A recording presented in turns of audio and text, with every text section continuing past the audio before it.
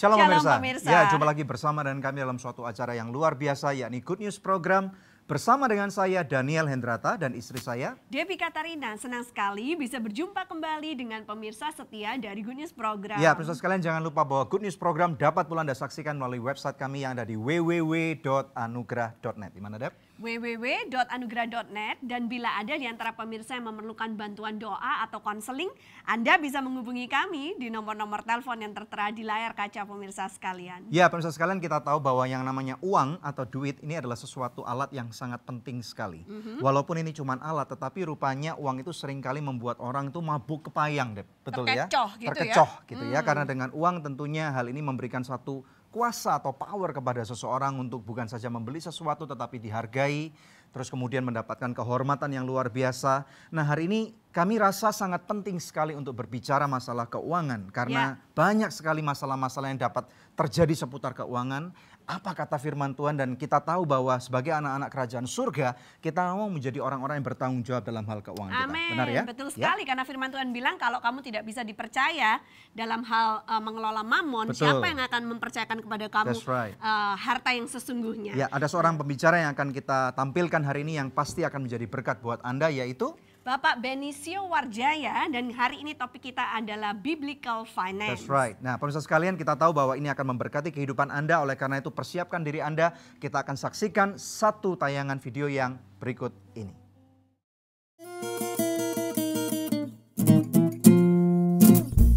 Mau makan butuh uang. Untuk punya tempat tinggal, belinya pakai uang. Bahkan ketika mati pun kita butuh uang untuk biayanya. Uang menjadi sesuatu yang penting dalam hidup manusia. Namun apa sih kata firman Tuhan tentang uang? Apakah kita sebagai orang percaya nggak boleh memiliki uang?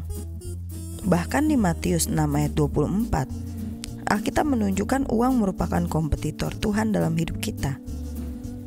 Di studio Good News kali ini telah hadir seorang narasumber yang kompeten bicara mengenai keuangan. Beliau merupakan direktur utama sebuah perusahaan di bidang food ingredients, dosen di Sekolah Tinggi Teologi Bethel Indonesia, serta asisten gembala sidang di GBI Rehoboth Jakarta, dan banyak jabatan lainnya. Pendeta muda Benicio Warjaya akan berbagi bersama kita dalam episode Biblical Finance. Beliau akan bicara mengenai pentingnya mengerti konsep yang benar mengenai keuangan dari sisi Alkitabiah. Nantikan perbincangan selengkapnya hanya di Good News Program. Banyak orang memandang uang itu sebagai tujuan akhir. Sementara kalau dari sudut pandang biblikal, kebenaran firman Tuhan, kita harus memandang uang itu adalah sebagai sarana.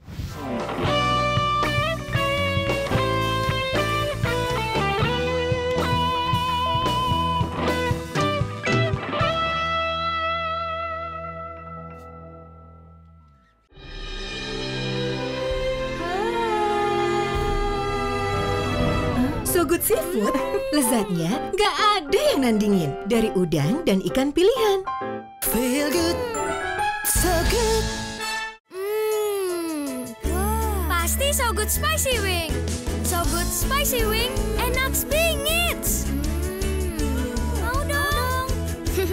Feel good, so good.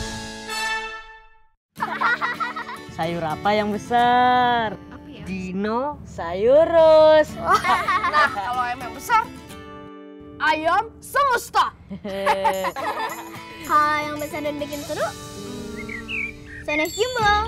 Baru sosis Sones Jumbo. Jumbo sosisnya, jumbo serunya, jumbo puasnya. Gimana? Seru? Apalagi kalau pakai sosis Sones Jumbo. Sones Jumbo, jumbo puasnya.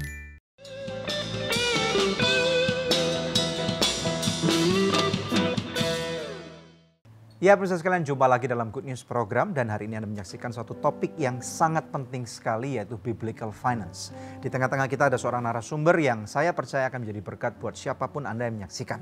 Silakan, Dep. Shalom Pak Beni, Shalom Bu bagaimana Devi, kabarnya? shalom Shalom, Pak Daniel, tentu luar biasa kabar saya, Puji Ibu. Tuhan. Kehormatan sekali Bapak akhirnya bisa tampil di Good News Program. Ya, bagi saya juga sebuah kehormatan sebab beberapa kali saya nonton acara Good News Program ini Oh, di ya? televisi dan saya menyaksikan bahwa betapa berbahagianya narasumber yang bisa masuk ke sini dan ternyata Wow. hari ini saya ada di Puji tempat Tuhan. ini. Puji Thanks Tuhan. Pak Daniel, Ya. thanks Ibu, dan Puji thanks Tuhan. God. Berarti Pak Ya. Beni hari ini berbahagia juga dong ya? Luar biasa. Iya. Pak Ya. bisa perkenalan singkat kepada kami semua tentang Bapak ini siapa, apa yang dikerjakan tentang keluarga dan pelayanannya. Silakan Pak. Oke, baik.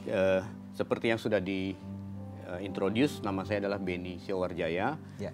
Sejak kecil sebenarnya saya tidak dirancang atau tidak punya cita-cita untuk jadi pendeta, Pak. Jadi saya baru bertobat juga sekitar 15 tahun yang lalu. Wow. Dan sepanjang hidup saya penuh kenajisan. Dan saya hidup sungguh jauh dari Tuhan dan tidak mengerti apa itu kebenaran. Nah, oleh berbagai peristiwa akhirnya Tuhan memberikan saya kesempatan hidup kedua kalinya, Pak. Wow. Ya. Sebab hidup kekristenan yang sekarang saya pahami adalah bukan sekedar beragama Kristen. Kekristenan adalah hidup sungguh-sungguh seperti Kristus hidup. Dan betapa bahagianya kita kalau saat ini kita yang memperoleh anugerah keselamatan dari Tuhan, itu berarti kita masuk dalam proyek terbesarnya Tuhan, Betul. mengembalikan manusia kepada rancangan Tuhan semula. Perlu kita ketahui bahwa semula Tuhan sama sekali tidak merancang manusia itu jatuh dalam dosa, Pak. Iya, betul. Ya, Tuhan berkata semua buah dari pohon ini boleh kau makan kecuali yang satu ini. Justru itu yang dilanggar oleh manusia pertama. Pada hari engkau makan, engkau akan mati. Ya. Justru itu yang dilanggar. Sebenarnya Tuhan menciptakan manusia tujuannya untuk hidup kekal. Kita dirancang untuk hidup kekal bersama Tuhan selama-lamanya. Tapi karena manusia melanggar perintah itu, akhirnya manusia akan mengalami kematian. Ya. Itulah sebabnya dia menebus segala dosa manusia yang membuat kita terpisah dari Allah, dosa itu tadi. Lalu Tuhan Yesus memulihkan kembali hubungan kita dengan Bapa lewat korban di atas kayu salib. Betul, Itulah yang saya sebut sebagai hidup kekristenan saya itu seperti Tuhan memberi saya kesempatan hidup kedua kalinya. Ya. Sekarang saya diperdamaikan dengan Bapa dan saya boleh punya peluang suatu hari kelak kembali hidup kekal dengan Dia. Ini Seperti rancangan desain yang semula. mula-mula yang Iya. Tuhan sudah tetapkan Iya, untuk tentu kehidupan lewat kita. banyak peristiwa yang saya alami, Pak. Ya. Nah, Bapak kalau misalnya bisa ceritakan sedikit pula keluarga Bapak, istri, anak-anak. Istri saya Ruti Natania, beliau adalah seorang pelayan Tuhan juga, Ya. worship leader Wow. dan penyanyi rohani. Ya. Sudah ada 2 album single yang dikeluarkan. Ya, anak-anak. Anak saya 2, yang pertama adalah Emerson, umur 8 tahun. Yang kedua Erikson, umur 3 tahun. Wow. Emerson dan Erikson. Emerson dan Erikson. Kenapa pilih huruf E di depannya, ada sejarah singkat nggak? Sebenarnya waktu anak pertama Emerson itu saya dapat makna nama itu dari internet. Saya melihat Emerson itu artinya dari bahasa Jerman kuno, Ya. artinya penguasa yang rajin. Jadi saya berharapan anak saya ini menjadi penguasa yang rajin. Ya. Sebab penguasa tidak semua rajin gitu, Pak. Ya, Betul. ya. Kemudian yang kedua? Yang kedua karena yang pertama sudah Emerson, yang kedua kita juga cari yang E juga di Hurufnya E depannya. juga. Dan Oke. sen juga belakangnya. Iya, jadi Oh. Emerson, nama depannya adalah Christopher Emerson Benedict. Ya. Yang kedua adalah William Erikson Benedict begitu. Wow, oke. Bukan karena beli handphone baru waktu itu, Pak ya? Iya. Oke. Pak, hari ini kita kan berbicara tentang biblical finance dan Bapak ternyata juga seorang dosen nih ya di Betul, STT Battle betul. Indonesia dan mengajarkan tentang keuangan. Betul. Sebenarnya apa sih Pak biblical finance ini? Oke, biblical finance adalah, kalau biblical itu adalah Alkitab, finance itu keuangan. Jadi biblical finance adalah pengelolaan keuangan yang berdasarkan kebenaran firman Tuhan. Nah, ada 2 pokok penting kalau kita berbicara mengenai biblical finance. Yang pertama, cara pandang kita terhadap uang itu harus benar. Banyak orang memandang uang itu sebagai tujuan akhir. Sementara kalau dari sudut pandang biblical, kebenaran firman Tuhan, kita harus memandang uang itu adalah sebagai sarana, bukan sebagai tujuan akhir. Tetapi fenomena yang terjadi adalah seringkali orang ke gereja justru menganggap bagaimana caranya dengan fasilitas dari gereja, doa pendeta dan lain sebagainya bisa memperoleh uang yang banyak. Sebenarnya uang hanyalah sarana. Sarana untuk meningkatkan keintiman dengan Tuhan. Tapi seringkali orang salah kaprah. Orang salah kaprah. Pada zaman sekarang ya. Ikatlah persahabatan dengan menggunakan mamon yang tidak jujur itu. Kita harus mengikat persahabatan dengan Tuhan menggunakan mamon itu. Bukan mengikat persahabatan dengan mamon itu. Jadi tujuannya pakai duit untuk melebarkan kerajaan surga. Betul sekali Pak. Hari ini kita akan belajar lebih banyak ya. Oke, puji Tuhan. Ya. Ya pemirsa, kita mau jeda sebentar dan kami akan kembali lagi dalam Good News Program. Kalau kita tidak melekat sungguh-sungguh kepada Tuhan Yesus, kita pasti melekat kepada uang.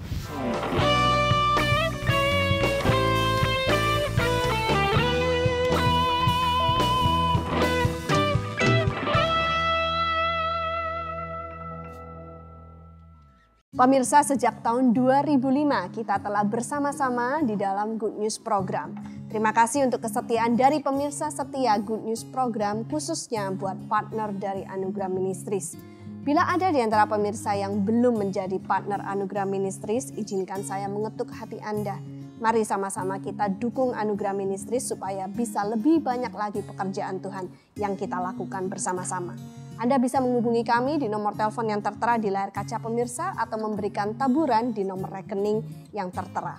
Pemirsa, kami percaya taburan Anda berada di ladang yang subur dan akan membuahkan banyak hasil bagi pekerjaan Tuhan.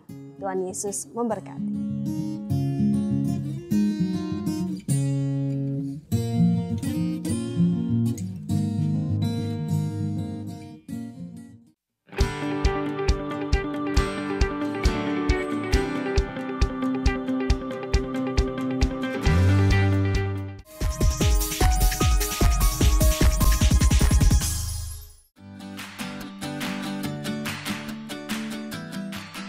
Pastor Daniel Henrata dan Pastor Debbie Katarina kembali untuk memberkati negeri Malaysia.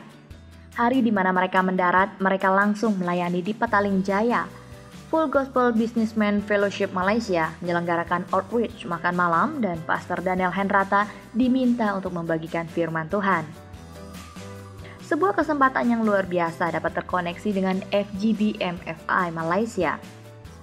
Keesokan harinya pada tanggal 18 Maret 2017, Pastor Daniel dan Pastor Debbie memberikan seminar Guard Your Family. Bekerja sama dengan High Praise Ministries di Subang Jaya, ini merupakan kesempatan emas dapat memperlengkapi pasangan suami istri yang hadir pada hari itu. Di akhir dari sesi-sesi seminar ada sesi tanya jawab. Menarik sekali bagi kedua pastor dapat membantu untuk memberikan jalan keluar atas permasalahan-permasalahan yang dihadapi para keluarga di sana. Setelah Guard Your Family, seminar berakhir, Pastor Daniel dan Pastor Debbie lanjut untuk memberikan mini seminar kepada para muda-mudi di FGCC. Temanya adalah bagaimana menemukan pasangan hidup yang benar. Jemaat kebanyakan adalah mahasiswa-mahasiswi Indonesia yang sedang menuntut ilmu di sana. Beberapa profesional muda dan hanya sedikit di antara mereka yang sudah menikah. Jadi topik ini sangat relevan bagi mereka. Hari Minggu pagi pada tanggal 19 Maret 2017, Pastor Daniel melayani di High Praise Ministries, sedangkan Pastor Debbie di Harvest Community Church. Lalu sore harinya lanjut melayani di FGCC, di mana ada begitu banyak anak-anak muda yang menanti arahan lebih lanjut dari Tuhan. Puji Tuhan, kiranya Tuhan memberkati benih yang sudah ditanam di sana, membuatnya bertumbuh dan menghasilkan buah yang lebat dalam kehidupan orang-orang yang telah dilayani dalam perjalanan ini. Tuhan Yesus memberkati Malaysia.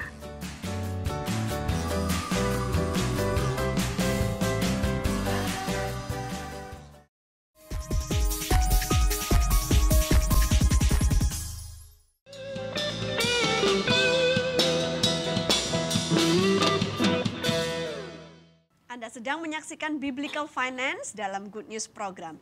Pemirsa tahu nggak, ternyata di Alkitab itu ya, lebih banyak ayat yang membahas tentang uang daripada tentang doa. Nah, itu artinya penting loh buat kita orang-orang percaya untuk mengelola keuangan kita secara baik dan benar sesuai yang Tuhan inginkan. Kenapa ya Pak? Kok bisa? Alkitab itu mencatat lebih banyak ayat tentang uang atau harta benda daripada tentang doa. Ya, ini memberikan sebuah indikasi bahwa memang uang itu memegang kendali yang sangat kuat dan liar kalau uang itu tidak dikendalikan oleh kita. Di dalam Alkitab kita menjumpai lebih dari 2.300 ayat yang mengupas tentang, membicarakan tentang uang. Sementara tentang doa itu 500 ayat. Wow. Jadi perbedaannya sangat 4 kali jauh. lipat ya? Iya. Wow. Mengapa 4 demikian? kali Karena lipat. uang adalah akar dari segala kejahatan. Ya. Cinta Baru-baru- uang. Ya.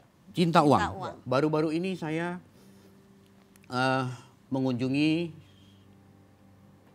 jemaat yang ada di rutan Polda Metro Jaya karena kasus uang. Ya. Lalu ketika saya datang melihat semua orang yang ada di situ yang ditahan, ujung-ujungnya masalah uang. Kebanyakan ya. zaman Kebanyakan sekarang masalah ya. uang. Ya, ya. Jadi memang benar Alkitab berkata bahwa cinta uang adalah akar dari segala kejahatan. Oleh karena memburu uang, orang tuh bisa menyimpang dari kebenaran. Penyimpangan ini kalau tidak kembali ke rule-nya yang benar, ini akan membuat orang masuk neraka gitu. Jadi sedemikian pentingnya uang, maka Alkitab banyak memberikan perhatian dan arahan kepada kita bagaimana kita mengelola uang sesuai dengan apa yang Tuhan kehendaki. Betul. Iya, iya, iya. Nah, Bapak sendiri ini ada uniknya, Dep. Pak Benny ini bukan cuman praktisi secara rohani, tetapi dia adalah seorang pengusaha. Betul. Nah, Pak, dalam dunia usaha terutama ya, banyak orang mengatakan sangat sukar sekali untuk mempraktekkan apa yang dipelajarin di gereja atau bahkan di sekolah Alkitab. Berhubungan dengan kondisi perekonomian, dengan orang-orang oknum-oknum, bukan dengan pemerintahnya, tapi dengan oknum-oknum pemerintahnya, bea cukai, perpajakan dan yang lain-lain. Nah, kira-kira menurut pengalaman Bapak menghadapi nggak masalah-masalah itu Ya. dalam dunia bisnis? Terima kasih Pak. Ini pertanyaan yang saya sering ketemu ketika saya memberi seminar tentang biblical entrepreneurship dan lain sebagainya. Ya. Pak, bagaimana kita menghadapi keadaan-keadaan di luar sana yang bertentangan dengan kebenaran firman Tuhan begitu? Perlu kita ketahui bahwa kita hidup di negara yang tatanannya memang sudah seperti ini, Pak. Ya. Saya tidak mengatakan ini rusak, tapi ini mungkin menyimpang dari kebenaran firman. Ya. Lalu kita ada di dalam pusaran ini.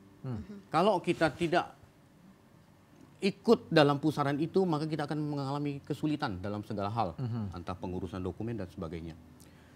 Prinsip yang saya bisa berikan adalah kita jangan untuk sengaja menyuap. Ya. Tetapi kalau timbul biaya untuk operasional, lihatlah itu sebagai sesuatu hal yang baik kita berbagi kepada sesama. Jadi bukan sengaja menyogok. Misalnya kita mau mendapatkan sebuah tender, lalu kita berusaha menyogok petugas yang berwenang untuk memenangkan sebuah tender dan lain sebagainya. Itu salah. Oh, oke. Itu salah.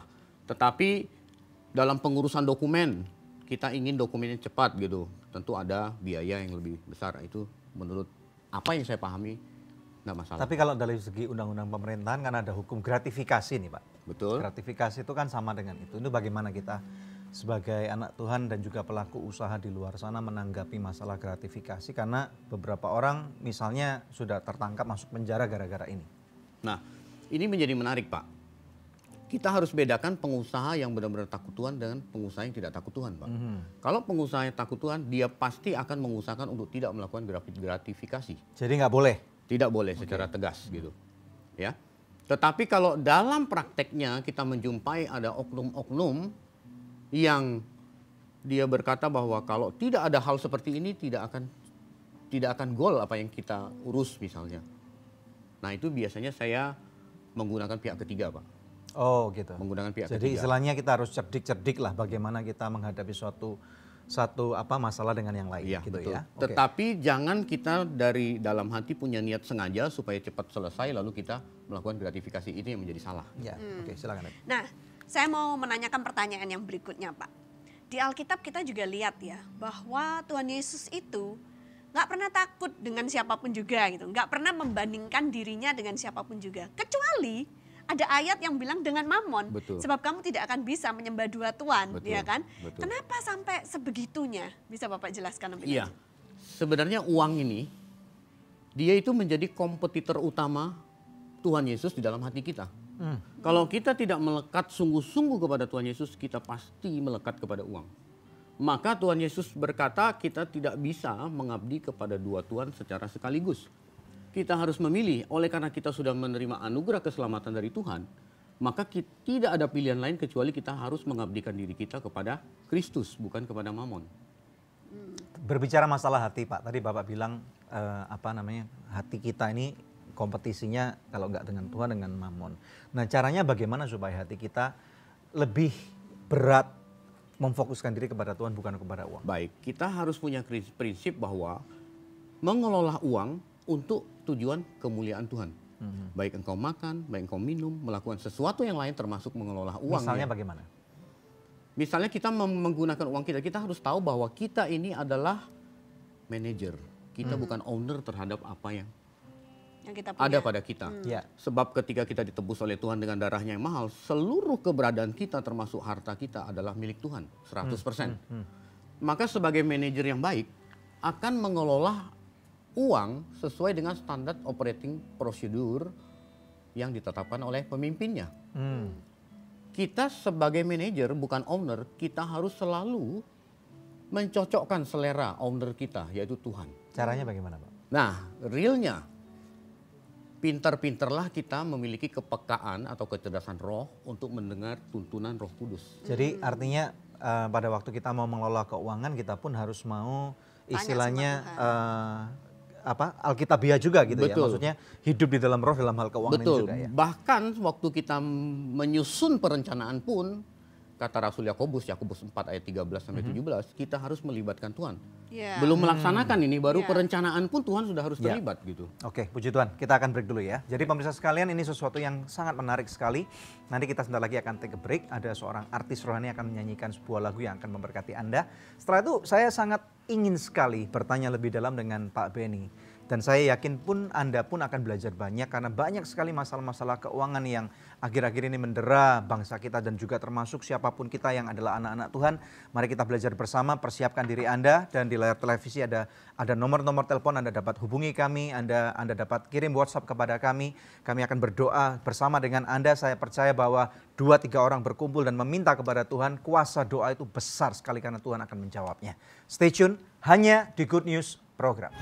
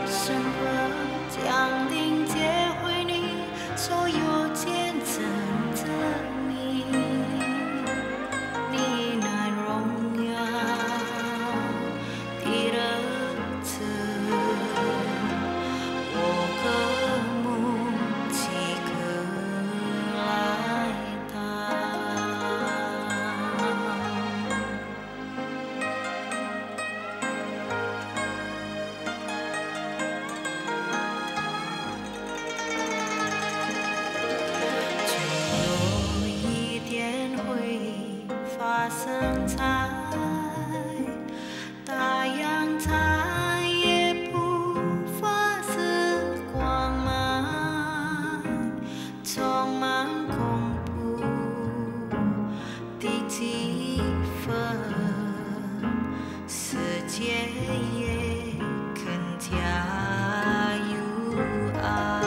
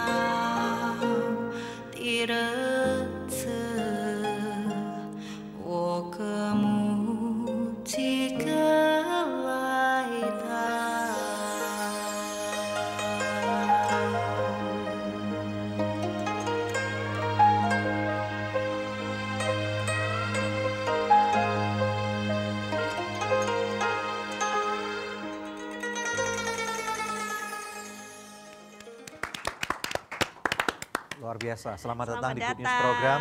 Ya. Ibu Ruti Natania.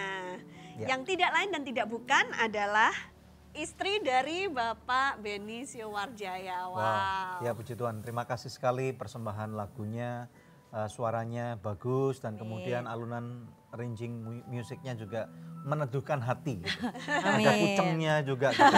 Ya, amin. Nice. Cuman kan ini karena tadi dalam bahasa Mandarin ya, mungkin banyak orang nggak ngerti. Ibu bisa jelaskan ini lagu judulnya apa, terus lagu ini kisahnya tentang apa? Ya. Judul lagu ini adalah Saat Berpisah. Jadi di dalam lagu ini tertulis bahwa kehidupan manusia itu akan berakhir. Di suatu saat nanti kita tidak tahu kapan. Dan di lagu ini juga mengisahkan bahwa manusia itu akan meninggalkan dunia ini dari segala kemewahan dunia, kesenangan akan dunia. Tapi satu hal pesan kuat di dalam lagu ini adalah ketika kita dipanggil, Tuhan itu mengingat kita. Ketika Tuhan datang kembali, Dia mengingat ada kita di sini yang selalu senantiasa mengingat akan Dia. Jadi intinya ada harapan lah. Bukan ada harapan. Cuman hidup ini cuma di dunia ini saja, ada kehidupan setelah kematian. Ya. Oke, puji Tuhan, terima kasih sekali. Ya. Boleh tahu kenapa Ibu Ruti memilih untuk menyanyikan lagu-lagu rohani dalam bahasa Mandarin? Ini adalah 10 lagu di album ini adalah karya dari Gembala Sidang kami Pendeta Erastus Sabdono. Dan memang lagu-lagu ini adalah diciptakan dengan suasana lagu yang nadanya emang bernuansa Mandarin. Jadi ketika memang ini ya kita masih di bulan-bulan tahun baru Imlek ya. Jadi saya punya kerinduan untuk mempersembahkan karya-karya lagu dari Pak Erastus Sabdono dalam bahasa Mandarin. Begitu. Puji Tuhan, memang perlu ya. Karena kalau enggak kita mau dengerin lagu apa waktu Imlek gitu.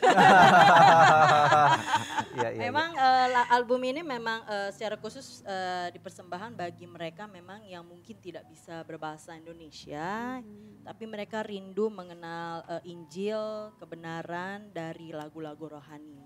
Jadi lagu rohani ini memiliki pesan yang kuat. tapi dinyanyikan dalam bahasa Mandarin semua. Ya. Dan kami dengar tadi dari Pak Benny bahwa ini adalah album yang kedua nih ya. Betul. Mandarin Worship. Nah, kalau boleh ceritakan nggak tentang pembuatan album yang kedua ini, bedanya apa sama album yang pertama? Katanya yang pertama before punya anak, yang kedua after punya anak. Oh iya. Memang kalau udah ibu rumah tangga ya, waktu yang tersulit itu adalah menyesuaikan dengan waktu anak ya. Ketika saya jadi mami full time di rumah gitu, jadi saya mesti menyesuaikan apakah anak bisa saya tinggal untuk rekaman begitu sih. Jadi waktu untuk take vokal di studio ini lebih panjang waktunya dibandingkan dengan sebelum punya anak begitu. Jadi lebih lama waktu pembuatannya, dan juga karena ada musik-musik tradisional Mandarin, musik Cina, jadi pembuatannya memang lebih khusus, lebih spesial begitu. Harapannya dari album ini apa? Harapannya melalui album yang saya persembahkan ini, saya berharap bisa memenangkan banyak jiwa, dan mereka yang mendengarkan lagu ini sangat diberkati, akan diberkati. Dan karena lagu ini memiliki makna-makna yang dalam, tentunya dari inspirasi dari Alkitab, jadi saya berharap bahwa lagu ini dapat mengubah banyak orang. Ya. Puji Tuhan. Puji Tuhan. Silakan. Terima kasih Bu Ruti.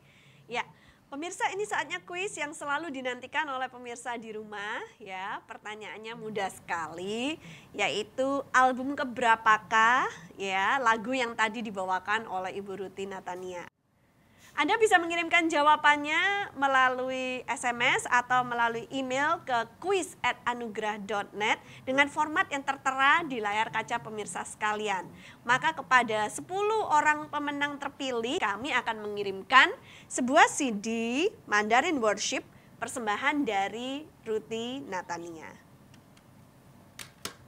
Pemirsa, tetap stay tune bersama dengan kami akan kembali lagi dalam Good News Program. Adalah dari usaha saya sendiri, dan saya bebas menggunakan untuk apa saja. Ya. Tetapi sekarang saya menyadari saya cuma manajer, saya mengelola. Harus, dan tujuannya harus untuk kemuliaan Tuhan.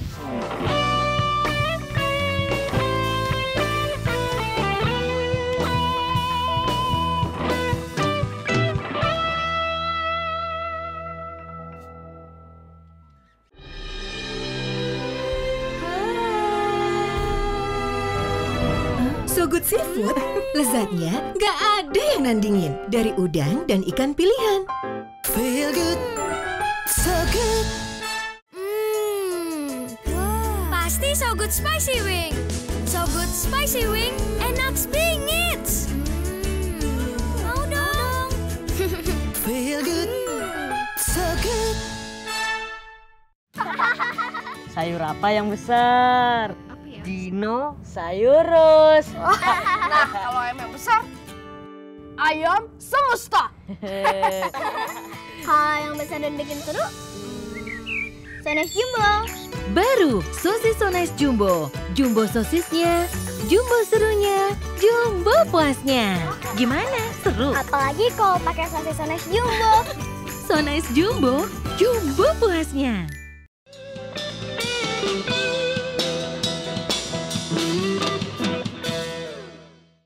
Kita akan kembali membahas topik kita hari ini, yaitu Biblical Finance. Langsung kembali kepada narasumber kita, Bapak Benny Siawarjaya. Shalom Pak. Shalom Ibu. Nah, kita mau lanjut lagi nih ya. Baik, dengan Bu. perbincangan kita. Tadi sempat terpotong sama Bu Ruti yang menyanyikan lagu yang luar biasa. Nah Pak, apakah benar bahwa kehidupan kerohanian seseorang itu dapat dihubungkan dengan cara orang itu mengelola keuangannya? Benar sekali Ibu. Seperti yang tadi sudah saya jelaskan bahwa sesungguhnya kita ini bukan owner dari harta yang kita miliki, termasuk uang. Betul. Kita sebenarnya adalah seorang manajer, dipercaya Tuhan untuk mengelola. Kalau orang mengelola uangnya suka-suka dirinya, ini akan mencerminkan kehidupan rohaninya tidak terlalu dalam dengan Tuhan. Sebab kalau dia menyadari bahwa uang yang dia miliki adalah berasal dari Tuhan, maka ia harus dengar-dengaran dengan Tuhan. Dulu sebelum bertobat, saya punya Hobi, salah satu hobi secara berlebihan saya menghabiskan waktu, menghabiskan uang, investasi yang besar untuk hobi itu. Berbeda dengan sekarang saya sudah mengenal kebenaran firman Tuhan, walaupun hobi itu masih bisa timbul, tetapi saya sering konfirmasi ke Tuhan, ini perlu nggak memuliakan Tuhan atau tidak? Kalau tidak ya, boleh tahu tidak hobi saya apa, lakukan. Saya dulu punya hobi itu sound system kendaraan Pak, sound system mobil Pak.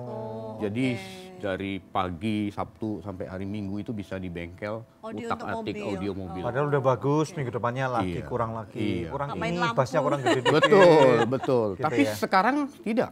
Standar dari pabrik ya sudah itu. Bisa Bapak melepaskan itu? Bisa, bisa. Karena dulu saya berpikir uang yang saya dapat adalah dari usaha saya sendiri dan saya bebas menggunakan untuk apa saja. Iya. Tetapi sekarang saya menyadari saya cuma manajer, saya mengelola. Ya. Harus dan tujuannya harus untuk kemuliaan Tuhan. Nah di gereja-gereja saya percaya sekarang banyak sekali pengajaran-pengajaran yang bagus tentang keuangan nih Pak. Tetapi kerap kali itu menjadi seperti apa ya, retorika gitu loh. Pada waktu uang itu udah tertransfer, kan kita sekarang udah banyak yang nggak pegang nominal cash nih. Pada waktu tertransfer masuk ke rekening kita atau ada di tangan kita, kemudian pikiran ini seakan-akan terbawa arus untuk switch, ini duit gua nih. Gitu. Jadi saya punya kuasa sepenuhnya. Walaupun kita tahu kalau hari Minggu kita menjadi manajer nih. Jadi gimana nih untuk menjembatani masalah seperti ini bagaimana gitu? Itulah sebabnya Pak, kita itu harus punya pandangan, kita harus punya fondasi berpikir bahwa apapun yang kita lakukan baik di dalam ruang gereja maupun di luar ruang gereja, apapun yang kita lakukan itu adalah pemberian nilai tinggi kepada Tuhan, ibadah kepada Tuhan. Apakah kalau orang Kristen punya hobi tertentu seperti Bapak atau yang suka ikan, suka mobil, suka perhiasan, jam tangan, apakah itu berarti kita teringat mamon? Sebenarnya hobi itu tidak salah, ya. Asalkan kita jangan mengikat diri kita dengan hobi itu secara berlebihan. Kalau hobi itu menjadi nomor satu di hati kita, Betul. belum udah terima duit langsung ke hobi, terima Betul. duit langsung ke hobi, itu artinya kita terikat gitu ya Iya, Pak? itulah sebabnya di salah satu kalimat ayat di Injil Lukas, Tuhan Yesus berkata, aku datang tidak membawa damai, tetapi aku datang membawa pedang, memisahkan anak laki-laki dari ayahnya, anak perempuan dari ibunya. Ini bukan berarti Tuhan Yesus suruh kita ribut satu rumah, enggak. Tetapi kita hendaknya kalau kita sudah dipulihkan lewat anugerah keselamatan, kita harus menempatkan Tuhan Yesus yang pertama dan yang utama. Tidak boleh ada hal yang lain. Di Perjanjian Lama pun Dekalog berkata bahwa jangan ada Allah lain di hadapanku. Ya. Nah, Allah lain itu kan bukan bicara soal kita menyembah berhala tuh. Tapi ketika kita punya kesenangan atau hobi melebihi Lebih dari Tuhan, Yesus, itulah ya. Allah lain yang ada dalam diri kita. Pak, pertanyaan saya yang berikutnya, bagaimana dengan orang yang suka terjerat dengan hutang? Karena gaya hidup dia yang berfoya-foya, katakanlah ya, sebenarnya sih nggak kaya tapi pura-pura kaya. Jadi hutangnya di mana-mana. Apakah ini juga ciri khas orang yang tidak bisa menjadi manajer? Iya, betul. Jadi orang yang terjerat hutang biasanya memiliki gaya hidup lebih konsumtif daripada produktif. Nah, kita harus menyesuaikan. Katakanlah misalnya kita pegawai dengan gaji 10 juta sebulan, saya menyarankan sebaiknya kita jangan memiliki kartu kredit terlebih dahulu. Milikilah kartu debit. Jadi 10 juta Pak, angka realistisnya nih? Ya. Jadi di bawah 10 juta nggak seharusnya punya kartu kredit? Sebaiknya. Karena ketika kita memegang kartu kredit dengan penghasilan seperti itu, apalagi limit kartu kredit bisa melebihi katakanlah 50 juta. Ketika kita ada kebutuhan yang terutama orang yang konsumtif, dia akan berpikir ada plafon di situ. Ini yang membuat orang terjerat hutang. Jadi masih bisa dipakai kok? Masih bisa dipakai.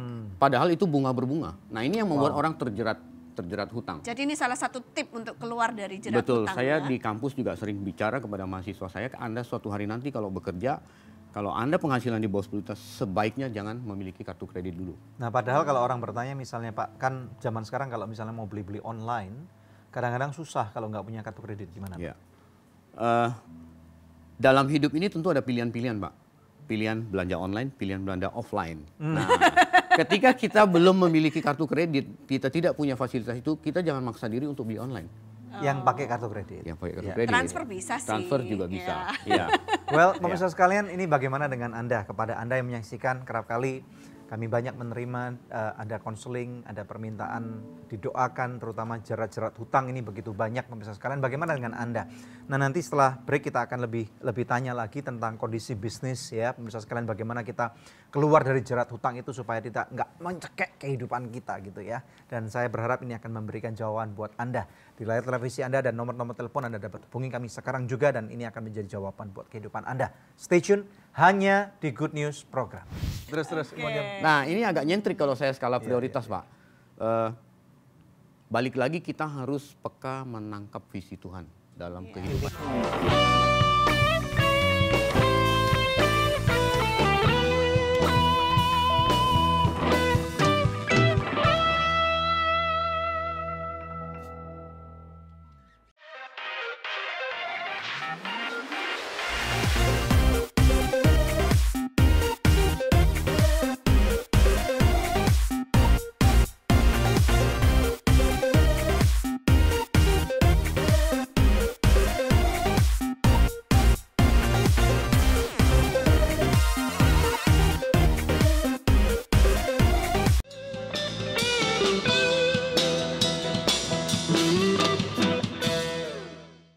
Sejak saya kecil, kemudian lulus kuliah, dan juga zaman sekarang, setiap orang itu selalu bilang bahwa bisnis itu susah gitu ya.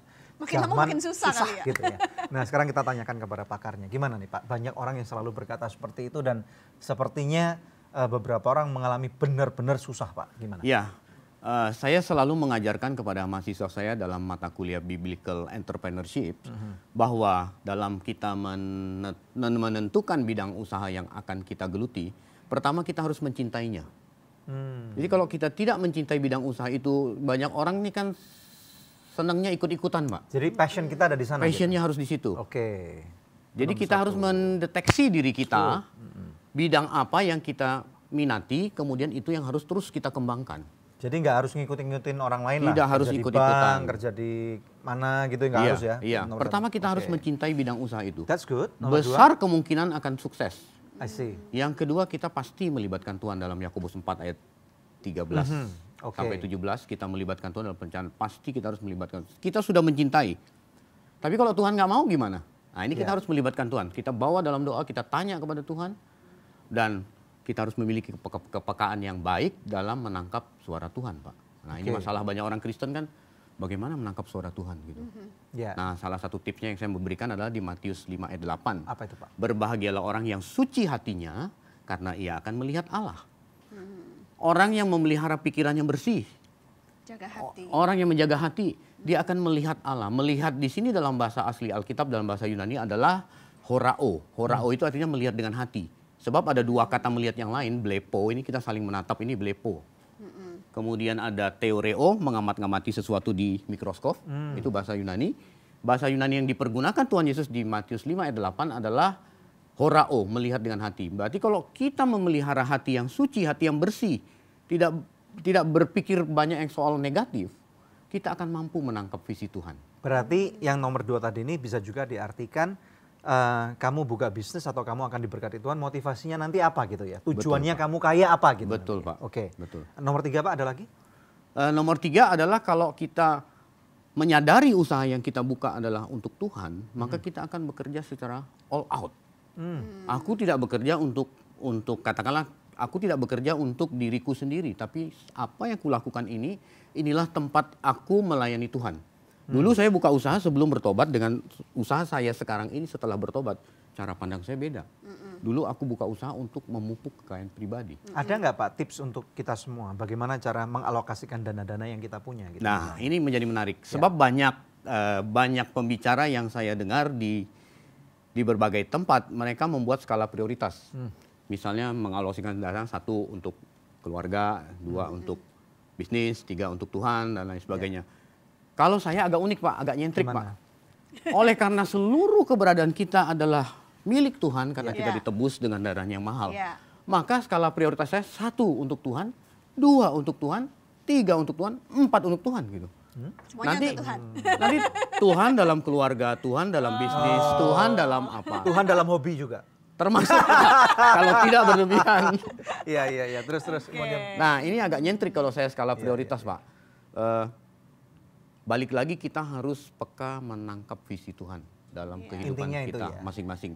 Visi Tuhan terhadap saya beda dengan visi Tuhan terhadap Pak Daniel. Tentu. Dan Ya, ini betul. tentu tidak bisa kita jadikan sebuah doktrin. Oh Tuhan ngomong gini sama saya, you harus begini, tidak. Iya. I see. Nah, That's good. ini sangat pribadi sifatnya. Gitu. Ya, jadi intimate relationship lah antara Betul. Tuhan dengan kita. Betul. Iya, silakan. Dek. Saya mau menanyakan pertanyaan berikutnya, Pak. Kadang-kadang kita kalau udah jadi orang percaya ya, terus jadi agak susah untuk melakukan investasi. Karena kan kita tahu kalau misalkan aja investasinya dalam bentuk pasar saham atau apa begitu, karena fluktuasi yang begitu tinggi, terus kita hatinya nggak pas gitu, nanti bisa hilang duitnya dan lain sebagainya. Jadi saya mau tanya, investasi apa yang pas, yang cocok buat anak-anak Tuhan? Oke, baik, saya harus mengulangi kembali jawaban saya tadi. Investasi apa yang cocok? Kita harus mencintai sesuatu yang akan kita invest itu. Kalau kita tidak mencintai, kita akan setengah-setengah. Oh, Hasilnya pun akan setengah-setengah. I see. Jadi misalnya ada seorang, dia lebih dominan dengan alat musik. Berarti kan otak kanannya yang dominan. Ya. Investasi apa yang dia harus lakukan? Mungkin dia mulai dengan studio kecil-kecilan. Mungkin dia mulai dengan mengarang lagu misalnya, atau memberi kursus, buka kursus vokal gitu. ya. Itu akan lebih kelihatan berhasil karena memang bidang dia di situ, dia mencintai, talentnya juga di situ. Iya. Tapi kalau dia misalnya dia punya talent alat musik lalu dia dagang handphone, nah dia mungkin tidak mencintai apa yang dia lakukan. Akhirnya akan setengah-setengah. Bukan berarti tidak berhasil, tetapi akan lebih mudah kalau kita mencintai bidang kita. Gitu. Benar sekali. That's very nice actually. Nah, yang tadi istri saya tanyakan itu adalah investasi berupa saham, emas, Oke. atau mungkin Deposito. valuta Ya. asing, Iya. deposito. Begitu-begitu, Kurang lebih Pak. seperti itu lah. Oke, ini khusus bicara soal saham. Sering orang Kristen itu bertanya, bolehkah orang Kristen berinvestasi saham gitu? Karena saham disamakan dengan judi, ya kan? Ada yang melihat itu sebagai judi. Kalau saya punya materi itu, saya seminar tentang saham, tentang orang Kristen bolehkah bermain saham.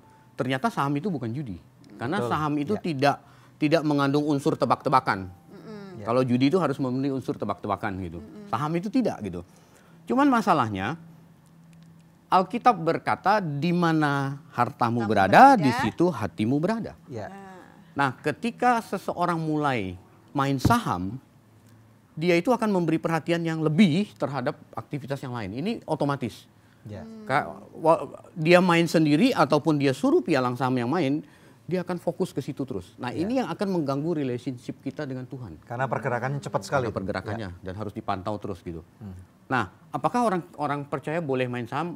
Kalau kita bisa membuat itu balance, hubungan kita dengan Tuhan tidak terganggu, enggak masalah main saham. Dan juga mengerti resiko-resiko yang ada. Iya. Oke. Iya. Tapi biasanya orang yang main saham itu dia akan memberi perhatian lebih. Ya. Secara otomatis karena dia harus pantau terus gitu. Iya. Nah, ini yang kemudian menjadi Tidak baik. membuat hubungan kita dengan Tuhan itu bisa terganggu begitu. Iya. Jadi dalam investasi pun perhatikan bagaimana hati kita supaya tidak terlalu memikirkan hal itu, mengerti semua resiko yang ada dan juga memiliki keseimbangan dalam mengatur waktu dengan Tuhan. Nggak boleh sampai investasi Wow. kita lebih penting daripada Tuhan. Betul gitu ya. sekali, Bu. Ya, Oke. terima kasih, Terima Pak. kasih Pak Awesome. Benny. Nah, saudara, sebelum kita take a break, ada doa yang sudah terjawab ya. Jadi saya rindu untuk membacakannya dari seorang pemirsa di Kalimantan ya, yang beberapa saat lalu minta bantuan doa, lalu setelah beberapa saat mengirimkan SMS kembali dan berkata, "Shalom, untuk pendoa Anugerah Ministries, saya mengucapkan terima kasih atas dukungan doanya. Sekarang sudah dijawab Tuhan. Kini saya sudah memiliki partner usaha untuk bisnis ban di Kalimantan." Puji Tuhan ya, rupanya dia sedang mencari bisnis partner dan Tuhan sudah jawab doanya. Masih adakah di antara pemirsa sekalian memerlukan bantuan doa atau konseling? Anda bisa menghubungi kami di nomor-nomor telepon yang tertera di layar kaca pemirsa sekalian, karena tim konseling dan doa kami siap untuk membantu Anda. Nah pemirsa, stay tune bersama kami akan kembali lagi dalam Good News Program. Yang kedua yang dicuri adalah damai sejahtera. Kalau kebenaranmu sudah hilang, maka apapun yang kamu punya, kamu nggak akan punya damai sejahtera.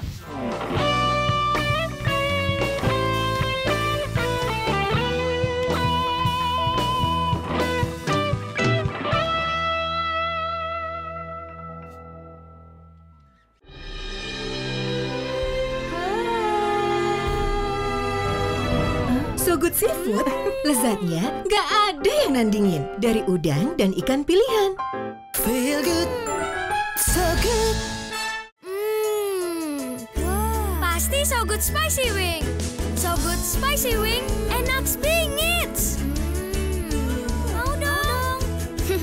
Feel good, so good.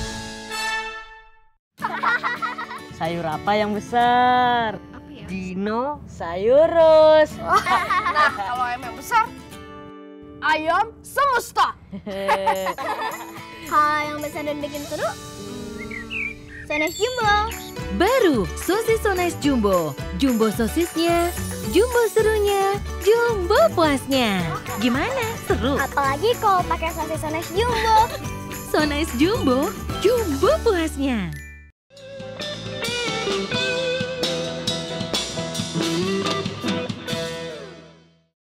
Biblical Finance di Good News Program. Nah, kepada Pak Benny, Pak, adakah pesan-pesan yang Bapak ingin sampaikan kepada pemirsa di rumah dalam hal mengelola keuangan sebelum kita akan mendengarkan firman Tuhan? Baik, terima kasih Ibu Debbie. Pemirsa, jika Anda sedang menyaksikan program ini, percayalah ini bukan sebuah kebetulan. Ini program Good News dan benar-benar membawa kabar baik buat pemirsa sekalian. Sadarilah bahwa hidup kita di atas muka bumi ini sangat sementara. Suatu hari kita akan menghadapi hidup kekal atau kematian kekal. Jangan karena lack mengelola keuangan, jangan karena menyimpang mengelola keuangan lalu kita tidak diterima di kemah abadi. Mumpung kita masih punya kesempatan untuk memperbaiki keuangan kita, cara kita memandang, cara kita mengelola, mari kita gunakan waktu yang ada untuk memuliakan Tuhan dalam hal mengelola keuangan ini. Demikian. Terima kasih Pak Benny untuk waktunya. Next time bisa mampir lagi di Good News Program. Terima kasih sekali. Ya. Bu Debbie, terima kasih banyak Bu Debbie. Ya, puji Tuhan, pemirsa sekalian, hari ini kita berbicara tentang suatu hal yang sangat penting dalam kehidupan semua umat manusia, ya, yaitu uang. Mari kita lihat apa kata firman Tuhan. Saya ingin sekali membahas ini hal yang sangat esensi sekali. Buka bersama-sama dengan saya dalam kitab Yohanes pasal yang ke-10, kita melihat daripada ayat yang ke-10. Firman Tuhan berkata, pencuri datang hanya untuk mencuri, membunuh, dan membinasakan. Aku datang supaya mereka mempunyai hidup dan mempunyainya dalam segala kelimpahan. Firman Tuhan ini dikatakan langsung oleh Tuhan Yesus Kristus. Dan di sini kita dapat melihat ada dua perbandingan yang sangat kontras sekali. Yang pertama Tuhan Yesus langsung berbicara yaitu konteksnya tentang pencuri. Kita tahu pencuri ini yang Tuhan Yesus maksudkan tidak lain, tidak bukan adalah iblis. Jadi kita harus kenali pemirsa sekalian, di dalam kehidupan kita ada satu serangan musuh yang secara konstan mau membombardir dalam kehidupan kita. Dan kemudian di sini yang dicuri oleh iblis itu ada 3 hal. Dikatakan di sana ya, yang dilakukan oleh iblis adalah dia mencuri. Nah, yang dicuri ini apa pemirsa sekalian? Ada sesuatu ayat yang ingin saya juga koneksikan ke sana. Kalau saudara pemirsa sekalian lihat di dalam kitab Roma 14 ayat 17. Firman Tuhan berkata, sebab kerajaan Allah bukanlah soal makanan dan minuman, tetapi soal kebenaran, damai sejahtera, dan sukacita oleh Roh Kudus. Jadi ini yang saya lihat, bahwa ternyata nomor 1 yang dicuri itu adalah kebenaran, righteousness. Nah, pemirsa sekalian, hari ini kita berbicara masalah uang. Tadi kita berbicara bahwa uang ini adalah sesuatu alat yang sangat pelik sekali. Nah, kalau kita tidak berhati-hati dalam mengelola keuangan kita bisa menjadi masuk dalam satu kategori yaitu kita mencintai uang. Nah, firman Tuhan sudah mengatakan bahwa cinta uang adalah akar daripada segala kejahatan. Jadi bukan uangnya, pemirsa sekalian, ya, tetapi cinta uang. Cinta uang ini berbicara berarti pada waktu masuk dalam kehidupan kita, kalau kita tidak memiliki pandangan yang benar, tujuan yang benar, maka jangan-jangan kita akan lebih mencintai uang, mencintai berkat daripada pemberi berkat itu. Itu yang dimaksudkan. Nah, pada waktu kita kemudian mulai mengizinkan pencuri ini untuk mencuri sesuatu dalam kehidupan kita, yang namanya kebenaran, ini sangat penting sekali. Kebenaran adalah sesuatu yang sangat esensi sekali, lebih daripada uang. Nah, maka yang terjadi adalah kita mulai memiliki pandangan yang blur. Pemirsa, pernahkah Anda memiliki suatu kondisi bahwa mata Anda harus pakai kacamata? Ya, pada waktu Anda blur atau mata Anda rabun, dalam bahasa Inggrisnya nggak lagi 20/20 vision, maka yang terjadi Anda hanya mereka-reka saja melihat apakah benar ini daun, apakah ini kursi, apakah ini gagang pintu, Apakah ini handphone saya? Kadang-kadang kita bisa dial nomor yang salah. Nah ini yang saya maksudkan. Pencuri yang dia mau curi adalah kebenaran nomor satu dalam kehidupan kita. Sehingga akibatnya kita pada zaman now ini kita seringkali melihat orang menghalalkan segala macam cara untuk kemudian mengentertain nafsu kehidupannya. Sehingga akhirnya dia menjadi dimabukkan secara kepayang. Dia kerja pagi-pagi, banting tulang, peras keringat, lupa istri, lupa anak, lupa Tuhan. Dan kemudian yang terjadi adalah dia diingatkan pada waktu sampai akhirnya dia dijebloskan dalam penjara.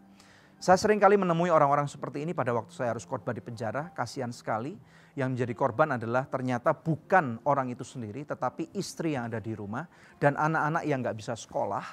Dan saya mengingatkan Anda bahwa kebenaran ini nilainya adalah sesuatu yang sangat mendasar sekali, esensi dalam kehidupan kita. Kembali kepada kebenaran firman Tuhan.